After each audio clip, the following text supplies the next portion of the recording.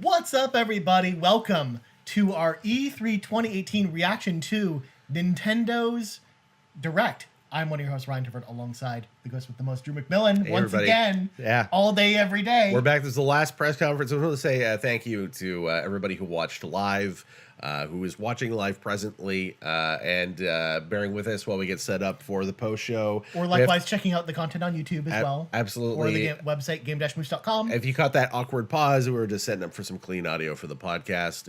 Thanks to everybody who listened at home, listened along, or watched on YouTube as well, as you mentioned. It's been a crazy week. Ooh, it's, a lot of stuff. We had a really weird situation yesterday where, Ryan, your power went out here at the studio. And so we couldn't do Ubisoft, and then, we had a bunch of other stuff that sort of conspired to prevent us from doing Ubi. So we're very sorry, because by all accounts, Ubi was really cool. I'll quickly say this, because I haven't had a chance to say it. My favorite thing from Ubi was a Nintendo thing. Yeah. It was Starlink and then Star Fox in Starlink. Starlink cross Star Fox. Yeah. Starlink looks like a really cool game. Yeah. I know it's very clearly... Did you see the version of it that comes with the R-Wing? Yeah. For Switch? Like, that looks dope. Yeah. No, I'm way more excited about that game now. I'm buying that. Yeah. Give you some background. Star Fox, I really love Star Fox. I love sort of the world and the aesthetic of Star Fox probably more than the actual game itself. I acknowledge that, like, over the years, Star Fox has had its problems. But like, when I was a kid, I loved, like, the design of the R-Wing and stuff like that. I even, like... My dad and I made, like, a balsa wood model of an R-Wing when I was, like 11 years old, because I loved Star Fox that much. So really cool. The idea of owning like a little scale R-Wing just really excites me. So it looked really cool, really exciting. But we're here to talk about Nintendo now. We just watched the Direct live. We just reacted to it live in our stream, and now we're gonna wrap it up. Yeah. So let's go in order. Yeah. We'll save the big one, of course, that everyone already has been waiting for last. Damon Ex Machina was the first game they showed. Yeah. It's coming sometime in 2019 with a bunch of developers I don't recognize. We didn't recognize the name. It's a wacky, like, crazy action mech game. Yeah, it looks like a cel-shaded, like, animated game with mechs and heavy metal music. Right up my alley, of course. Yeah. Is it like real? It's anime-ass anime shit, like swarm missiles and big beam swords and stuff. Yeah, beam swords and all that kind of stuff. Yeah. This, and big flying mechs and fighting even bigger mechs and yeah. Exactly. So, coming out sometime next year. That's it. Yeah. We really don't know anything about it. Yeah. It was just a CG trailer. We didn't have Third-party developer. Not sure who's even publishing that. I'm guessing. Yeah. I'm guessing Nintendo ? It could be an indie published. I don't know. Who knows? It looks like a Japanese game though. Yeah. Like Japanese. And to be fair, someone is probably angrily writing in the comments saying, "You don't know blank." No, it's like there are some names at the end that I just didn't recognize. No, the short answer is no. We don't know them. Sorry. Yeah. Next up, Xenoblade Chronicles 2 had a new DLC pack announced called Torna the Golden Country, which we knew was coming. This is the first sort of details of it. First time seeing what it looks first like. Story trailer and with a little bit of gameplay. It's coming in September. It's a whole new story in a new place, essentially. Yeah. Which is kind of cool. Yeah. Next up, they had a trailer a little bit for Pokemon Let's Go Pikachu and Let's Go Eevee. And essentially we got to see that the Pokemon Plus controller, the one that they showed off in the original trailer, the Pokemon controller, it comes with Mew. Yeah. So you don't actually have to go catch Mew if you don't want to, because basically this game is actually a Pokemon Yellow remake, or redo, like a reimagining of that game. And if you played Pokemon Yellow, Mew and Mewtwo were the last two Pokemon you caught in that game. Yes, because they were like the rarest Pokemon. In fact, only in Yellow could you catch Mew, because in Red and Blue, Mew wasn't available in North America, right? Like Mewtwo was, but not Mew. Yeah. Mew, I think you could only get from Toys R Us stores. Right. Because I remember having Mew when I played it. So I know there was a way to get it. There was, and I think there was a way to like glitch out to get it too. Like there was something in the game. Yeah. But yeah, Mew was not intended to be in the. It was some like weird Toys R Us exclusive thing back in the good old Toys the R original- Us exclusive. Yeah, red and blue. But then in red and green in Japan, you could get it a different way. But anyway, Yeah. I digress. Yeah. Yeah. So get it. Mew, famously cool, powerful character. Yep. And I expect those fucking Pokeballs to sell out super fast. Yep. Go pre-order them now, because yeah. otherwise you will not be getting them. Yeah, I really, really want one. So the next announcement, Super Mario Party announced coming October 5th. Yes. That's really soon. That's like their October game is Mario Party. Yeah. It looked cool. It looks like it returned to form for Mario Party. It looks like classic Mario Party, and of course... when we say classic Mario Party, this looks like N64 GameCube era Mario Party, and not Wii and Wii U game Mario Party. Yeah. I'm still interested to see what the mini games are like, because of course the main appeal for Mario Party in general is the mini games. Yeah. So if the mini games are good, this game will be good. The thing that made this noteworthy is playing on multiple Switches. Yep. So they had two Switches, 4 people playing on 2 Switches together. And some of the games actually took advantage of that. Yeah, so they laid down in this case it was like a top-down little tank mini game, and they took the Switches and laid them down and changed the orientation of them. And literally, as they drove off the screen with one tank, it drove onto the screen of another one seamlessly, as though it was one screen, essentially. Right. So that was really neat. That's a cool feature. Yeah. I mean, if they can leverage that for other mini games, then you could do a whole game based on that. There will probably be similar to Mario Party 10. Yeah. There will probably be 2 separate modes. There will probably be one mode that takes advantage of multiple Switches, and it has mini games associated just for that. Yeah. And there'll probably be like a single Switch mode. Yeah. Essentially. Yeah. So you can have 4 Joy-Cons connected at once to one system and having a 4-party thing, and then who knows what the upper limit is with 2 Switches. So we'll see. So next up, a game I am really excited about. Probably the game I'm most excited about that we saw here. Yeah. Fire Emblem 3 Houses was finally unveiled. However, it has been delayed. It was originally supposed to come out this year. Pushed back to spring 2019. It looks like they're doing some really interesting stuff with the Fire Emblem formula this time around. Yeah. First of all, Madhouse, the animation studio who did the cutscenes for Awakening and Fates, is back doing the anime cutscenes this time. But then they have this real interesting thing where the battlefield is still grid based, but your main characters basically all control their own squads, and the squads can take different formations and attack different squads. Yeah. So it really looks like it's changing up how combat works. Yeah. And I'm really interested to see how that plays. Yeah. From the brief trailer with the gameplay that we got, there wasn't a big sense of like how those tactics are going to work, or like how much different the combat will actually feel or be. Yeah. Like the formation thing seemed really interesting, but we didn't see a lot of actual HUD stuff, right? Yeah. Like we just saw like stuff in action. We saw like the grid. We saw that it was all 3D, but we didn't see a lot of like actual interface where they were making tactical choices per se, other than just like the little finger selecting. Because in theory, it could just be as simple as playing it just the way you play any other Fire Emblem game. It just happens to be your actions are the same as your troop. Right. But who knows how far the rabbit hole goes with that. Yeah. That's why I'm really interested to see more of this game, but I'm already sold. And the 3 houses concept, I mean, obviously when they showed the map, you got a sense of there are 3 kingdoms, and so it'll be cool to see how, like how the story plays out. Is it going to be a little bit like Fates, where like you play through, you choose one and play through a whole story, or is it the story is you jump between the houses, which kind of would be a little bit more like maybe Awakening. Awakening, you kind of jumped around a little bit. And then actually, it would be more story. like Fire Emblem Echoes. There you go. Yeah, the remake of Fire Emblem Gaiden that came out last year. Yeah. So next up, Fortnite, the secret we already knew about, coming to Switch today. You can go pick it up right now. Yeah. You can also play. Fun fact. In 8 minutes, ladies and gentlemen, 8 minutes. Fun fact about Fortnite on Switch. Apparently, you can play it offline with other Switches. Yeah, that's really cool. But I'm guessing that's for PvE and not for Battle Royale, because obviously that doesn't work. Because Battle Royale... Are you going to find 100 people with 100 Switches locally? Battle Royale, you need a few folks for that. Yeah. So I'm pretty sure like the PvE mode is going to be, by the sounds of it, is offline. Cool. Which is cool. Overcooked 2 got officially announced at the conference. We had seen it leak a couple weeks ago Yeah. with the pamphlet, along with Fire Emblem as well. Not Fire Emblem, Fortnite, as well as the game we're about to talk about. Yeah. It's coming on August 7th, Mm-hmm. and it looks really cool. I mean, fans of Overcooked will probably like Overcooked Yeah. because it looks like more of the same. New crazier maps, and then confirmed local multiplayer between Switches again.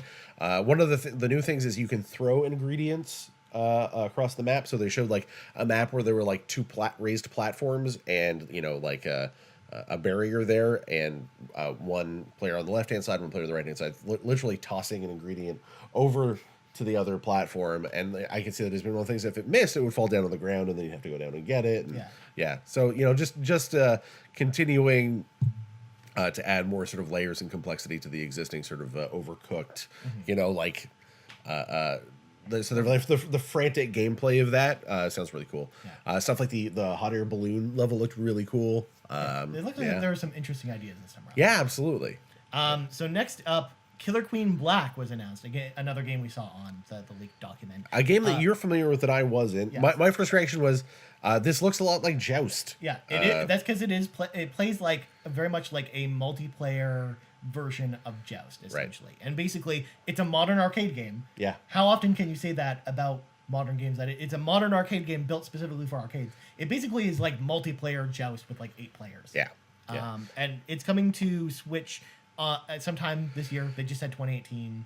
We don't really know much more about it, though. But it looks cool from the footage. I've never played Killer Queen. Yeah. But I've heard a lot about it. I know Buddy's Tim Geddes, big fan of Killer Queen. Yeah, there hasn't been a home version, you said, before. No, this is the first time there's been a home version. Yeah, and, Which, how often do we see that with arcade games? Yeah, well, I mean, the last time I went to, an arcade, which I think was Dave & Buster's, I did not... No, the last arcade I went to was the Rec Room here in Toronto. Right. And they don't have it there. So, I mean, that's one of the things with arcades is... you get to play the games that the arcades have, and they don't always have everything. So exactly, it's cool that there's a home version of this now. Yeah. Next up, Hollow Knight, a game that was announced for Switch a long time ago. It's a Metroidvania game. Yeah. Finally got a release date. The release date is today. Yeah. You can go play it right now. It includes all the DLC from the PC version. I think, if memory serves, I think it's only on PC. Yeah. Maybe it's on PS4, but regardless, it's now on Switch with all the DLC. We don't have a price. I'm sure it's probably we'll probably be able to look it up later. But it's out right now. Go play it. From all I've ever heard, it sounds like an awesome game. Yeah, it looks gorgeous as well, and it looks like a lot of fun. And we love Metroidvanias. It's one of the games that it looks like a game I'd want to play on my Switch that I could have and grab and play 20 minutes of while I'm on my commute or whatever. So yeah. So next up, a game that I really liked from earlier this year, Dragon Ball Fighters, or Fighter Z, or however you want to say it. Dragon Ball Fighters is what they prefer us to say. Yeah. Though that's not necessarily what all the fans say. Yeah. It was officially announced for Switch, and it's coming later this year. We don't know when. Yeah. They also had this big montage of smaller titles that had release dates, but we'd all pretty much known about. Unfortunately, it moved so fast I couldn't jot them all down. Yeah. So, it went real quick. Dragon Ball Fighters was part of that. I think that was well the one. I think that was the one unannounced Switch game from that. Yeah.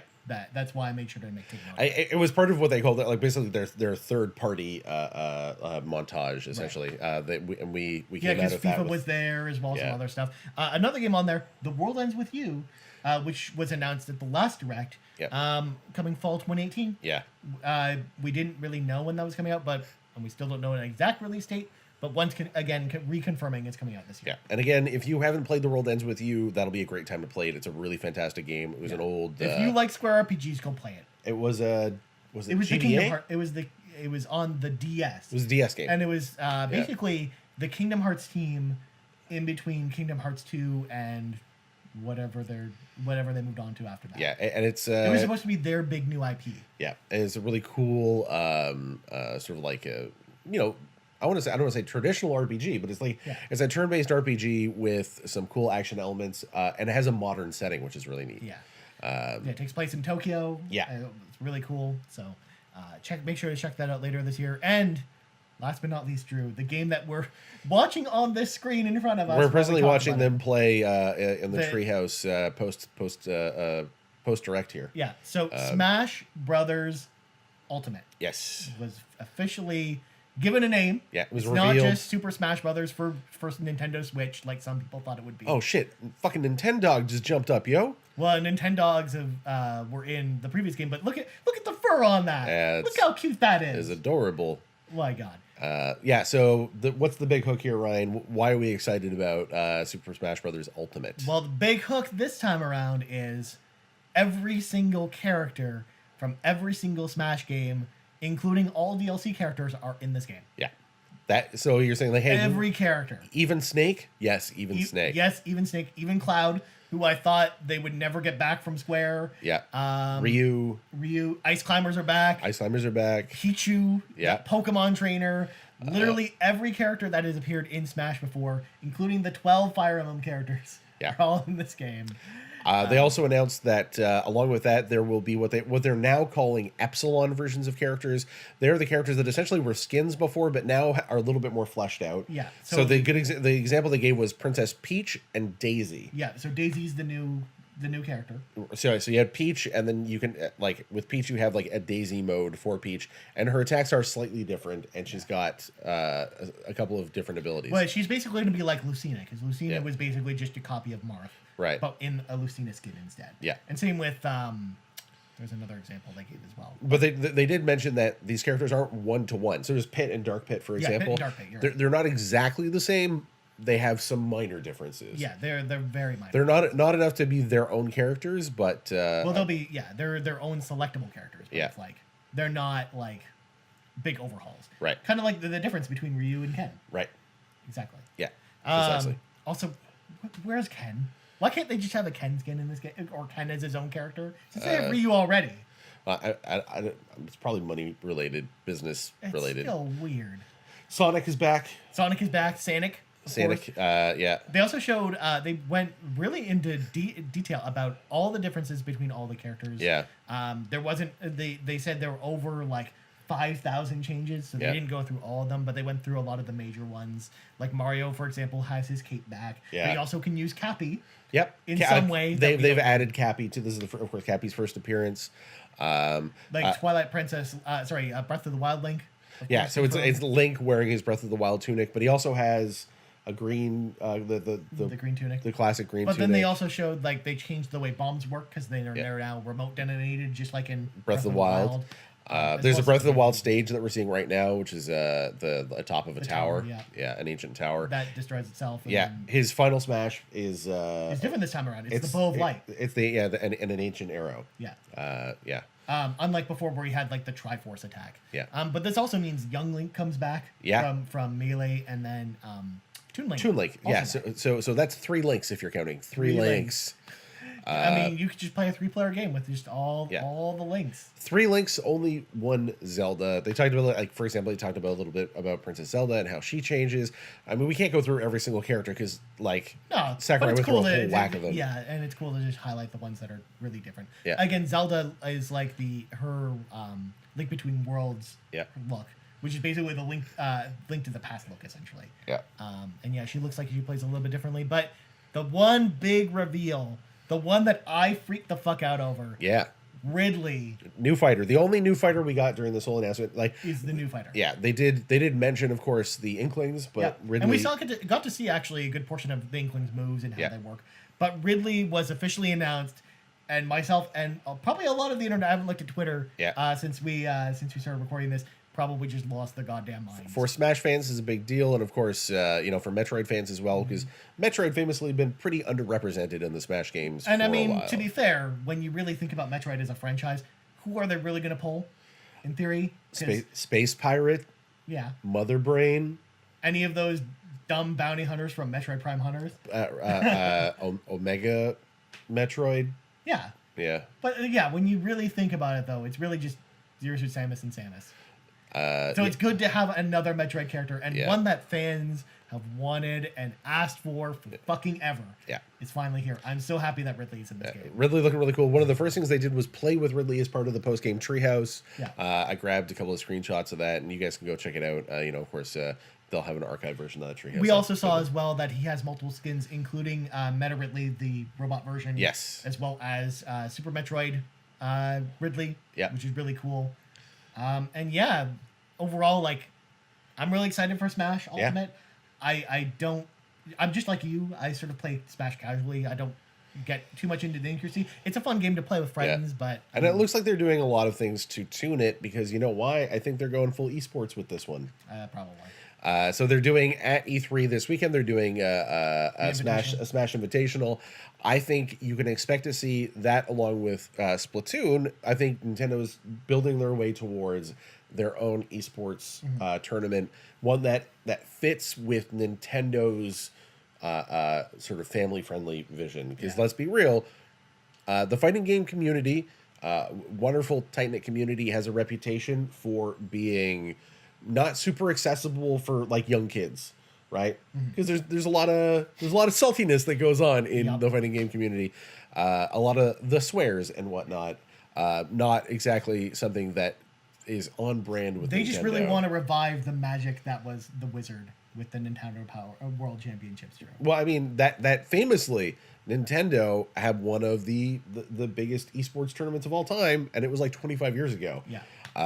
They are sort of at the genesis of esports, so they have an understanding of how it works to some degree, how to promote it and stuff. I wouldn't be surprised if that's a thing. Oh, we're getting a look at the new amiibos. There's a Ridley amiibo. There's a Ridley amiibo, of course. I must have it. Yeah. Yeah. Okay. Oh my god, that looks so cool. The Ridley amiibo is pretty neat. Here, I'm gonna press this button.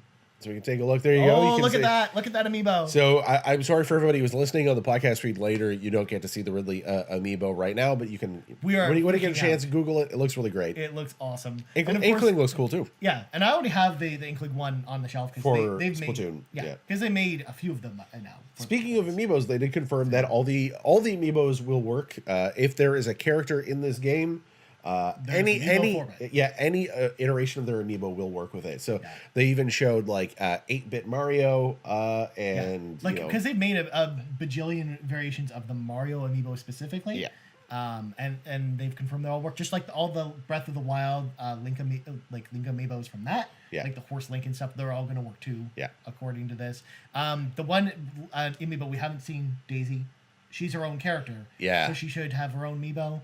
I'm guessing that'll happen at some point. Right. But yeah. I feel like I saw her in the background or something. Oh wait, no, they have a Mario Party Daisy amiibo. Okay. And that'll probably work. There you go. Yeah. There you go. That's probably their line of reasoning. They didn't say that they're reprinting amiibos though. Yeah. So we don't know if you're going to be able to go buy them. Buy the old ones. Buy the old ones. Though like Wii Fit Trainer, for example. Who the fuck knows if you're ever going to see that amiibo again? Yeah. Wii Fit Trainer in Smash, of course. Because all of them are. In fact, actually, hold on. Does this mean though? Are they going to go back and make amiibo for all the characters from the other games, like Snake? Sure. Are we getting a Snake amiibo? or Pichu or Pokemon Trainer? That's the question. That's the question I've got. I think the point of this is that nobody wants. If you buy an amiibo, you want to feel that thing's going to keep going, that it's going to have life. And they're saying just because you have an amiibo for this game doesn't mean that it's aged out or anything like that. Yeah, exactly. Which is cool. Which is awesome. Yeah, because especially or like you have to get the special Smash Bros version of the amiibo for to work it with this game. Because they said they're not doing new amiibos this time around for existing characters. So stuff like Mario, for example, since they already have amiibo for Mario, they're not doing another amiibo Mario. Yeah. Also, it's awesome for people like me who have an amiibo collection already, because I have most of the Smash amiibo already. Yeah. Like, it's awesome because I can use them all with this game. Yeah.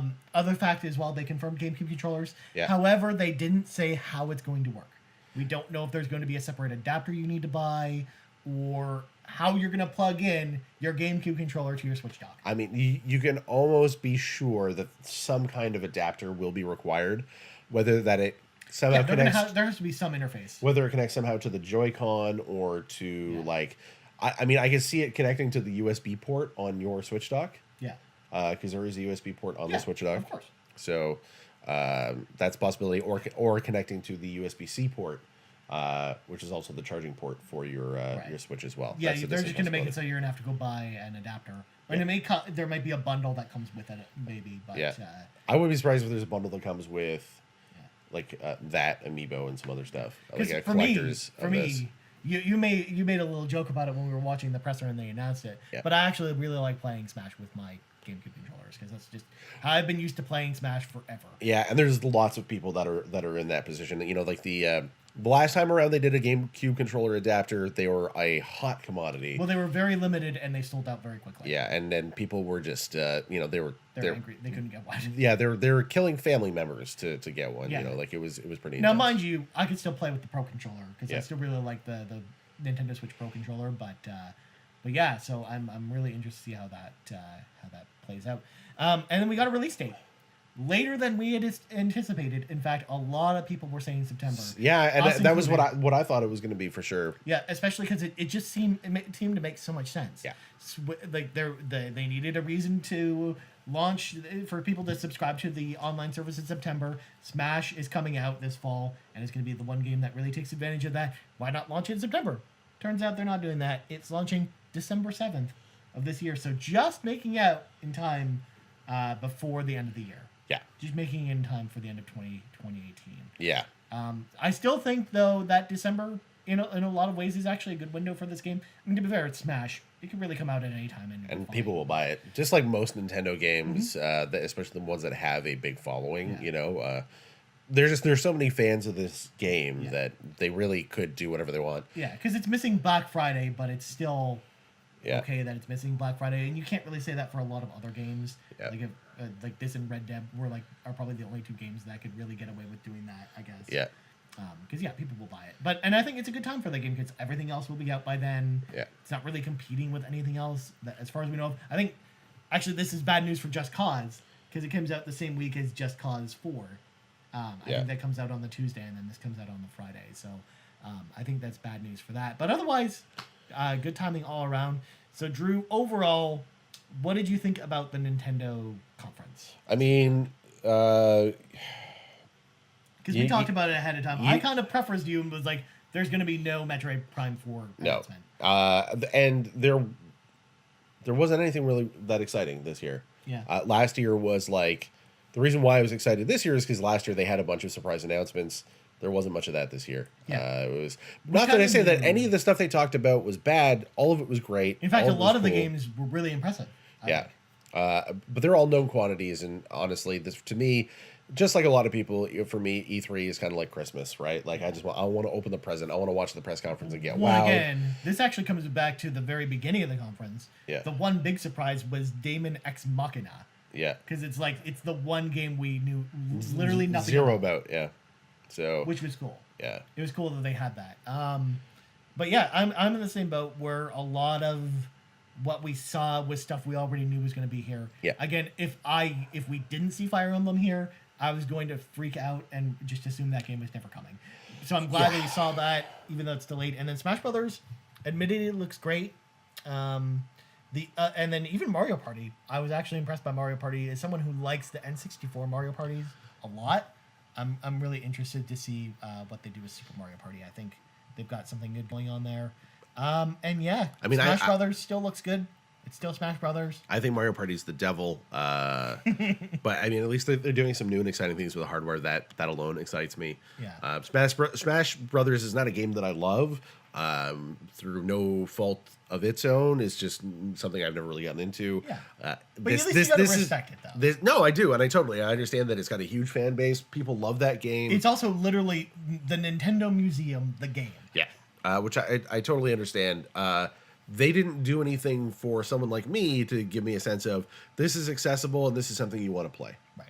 As someone who is a classic video game fan who never really got into Smash Bros, there's nothing that says to me, okay, we're gonna help you get into this game by number one, giving you some stuff that's new and exciting that will really draw you in, and number two, giving you a way to sort of learn the layers of strategy that have developed within Smash Bros over the many, many iterations that has existed. For me, it's still a bit of an impenetrable wall, and I'll give it a shot. Like I'll play it once or twice, but